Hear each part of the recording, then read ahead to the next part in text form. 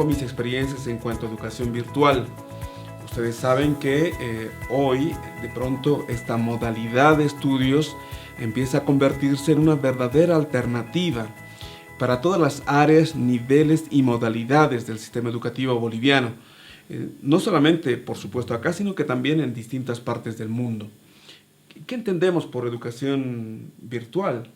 Bueno, la educación virtual no es otra cosa que una modalidad de formación, la antigua modalidad de educación a distancia. Acuérdense que históricamente ya desde hace muchos años se trabajaba con este enfoque de educación a distancia utilizando el correo, utilizando materiales, con la presencia de monitores o tutores. Sin embargo, cuando estamos hablando hoy de educación virtual, estamos hablando de la antigua educación a distancia con la incorporación de las nuevas tecnologías de información y comunicación. La revolución tecnológica actual prácticamente está transformando radicalmente todas las actividades humanas. Pero hay que reconocer que también nos estamos encontrando con lo que varios autores han llamado en términos de la brecha digital, o le aumentaría la expresión etaria. Quiere decir la brecha digital entre generaciones, porque recuérdese que nosotros, siendo docentes, de alguna manera nos hemos formado, nos hemos desarrollado en un modelo educativo totalmente ortodoxo, es decir, un modelo en el que uno se convierte en el receptor de información del docente. Normalmente las sesiones son presenciales o eran presenciales cuando nos formábamos, ya sea como docentes normalistas o ya sea como docentes universitarios, pero nuestra formación tenía otras características. En cambio, nuestros estudiantes, los educandos, ya sea en el nivel primario, en el nivel secundario o en el nivel terciario, o inclusive el nivel cuaternario, estoy hablando del nivel de posgrado, nuestros estudiantes, siendo jóvenes o siendo niños, ya son nativos digitales, como también varios autores mencionan. Entonces, ante este contexto, la brecha digital está en términos del desempeño del docente. Somos nosotros los docentes los más reactivos o los más reacios a aplicar esas nuevas plataformas digitales. Entonces, yo creo que primero vamos a tener que, como adultos, como docentes, empezar a desarrollar al máximo nuestra alfabetización digital, es decir, nuestras habilidades tecnológicas tienen que crecer, desarrollarse de forma exponencial. También es necesario reflexionar sobre las ventajas y las desventajas de la educación virtual. Evidentemente existen varias ventajas. Una de ellas es que puede reducir costos notablemente. Con la educación virtual uno ahorra en términos de pasajes yendo al lugar donde físicamente tiene que desplazarse, ahorra en términos de infraestructura, ahorra en términos de materiales físicos que uno tiene que imprimir, fotocopias, etcétera, etcétera. Entonces, una gran ventaja de la educación virtual evidentemente tiene que ver con la eliminación de costos. Una segunda gran ventaja tiene que ver con esto del espacio, como acabamos de decir. No necesitas una gran infraestructura, necesitas elementos mínimos que te pueden ayudar a desarrollar una clase virtual de forma muy efectiva. Por otro lado, hay un detalle que también hay que tomar en cuenta. La educación virtual rompe el tema de la temporalidad. Obviamente la temporalidad vinculada a la presencialidad, en los horarios tradicionales de clases. En cambio, con la educación virtual, de pronto esta temporalidad rígida, entre comillas, desaparece porque uno puede manejar sus tiempos. Uno puede entrar a la plataforma que uno puede escoger según en los tiempos del mismo usuario, del mismo estudiante, del mismo educando, y sin mayor inconveniente. Entonces, creo que esta es una tremenda facilidad que a uno le permite aprovechar mejor su tiempo, le permite organizarse. Otro detalle importante que tiene que ver con la ventaja de la educación virtual está vinculada a la posibilidad de aprender a desarrollar al máximo la habilidad digital que uno tiene, tomando en cuenta que hay un conjunto de plataformas. Ustedes saben, hoy se puede manejar el Zoom sin ningún inconveniente, el Classroom de Google.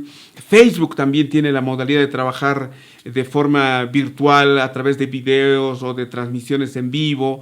Es decir, ahora herramientas hay muchas, dependiendo de cuán cómodo uno se sienta para trabajar de forma virtual. Bueno, Esas son algunas de las ventajas que podríamos mencionar cuando estamos hablando de educación virtual.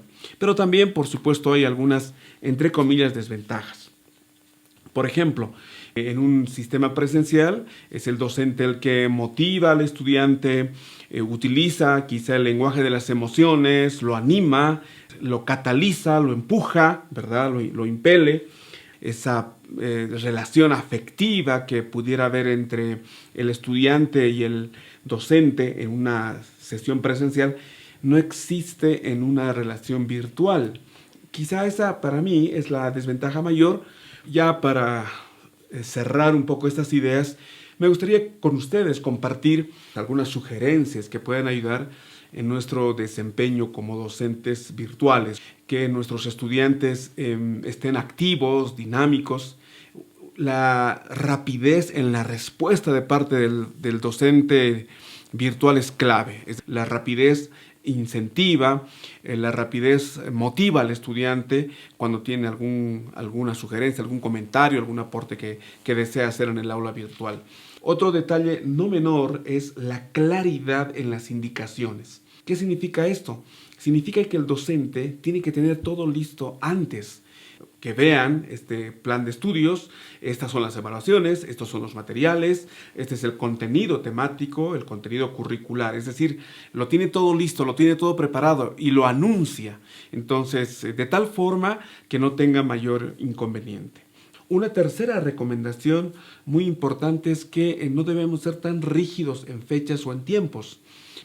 Cuando de pronto el estudiante no se siente, entre comillas, reconocido en términos de la entrega oportuna, puede generar alguna especie de desánimo o desmotivación. Entonces, aquí tenemos que ser un poquito más flexibles. Ahí el docente tiene que manejarse adecuadamente, de forma holgada, dar los tiempos, dar los ritmos, no ser rígidos en el momento de la entrega de los trabajos.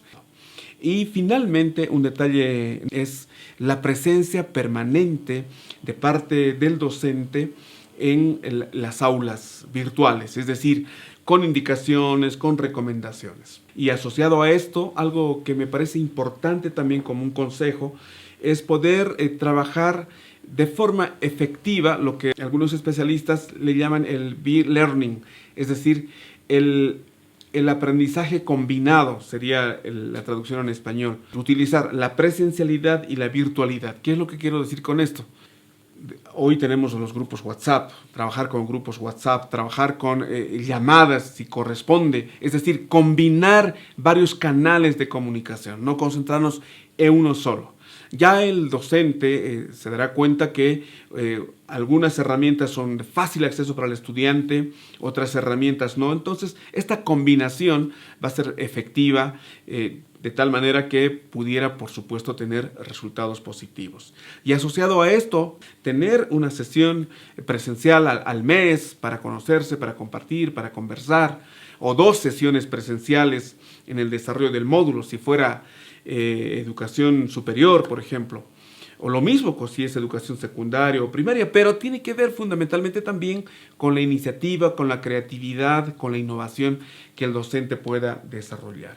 Creo que el mejor consejero para cualquier educador virtual o presencial es la experiencia. Aunque cometamos errores, pero hay que aprender de esos errores y vamos mejorando nuestra habilidad, nuestra experticia.